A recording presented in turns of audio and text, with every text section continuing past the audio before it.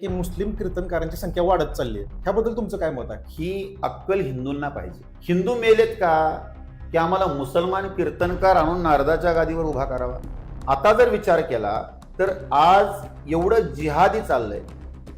आपण त्या कीर्तनकारांना इथं आणायचं, आपल्या नारदाच्या गादीवरती स्थान द्यायचं, त्यांनी तेवढ्यापुरता गंध लावायचा, त्यांनी तेवढ्यापुरतं विठ्ठल विठ्ठल म्हणायचं आणि त्यांनी आपल्या हजार हिंदूंच्या नाकावरती पाय देऊन मी मुसलमान असून कीर्तन करतो ही मोठी फुशारकी मारायची. आम्हाला काय गरज आहे असल्या मुसलमान कीर्तनकारांचा?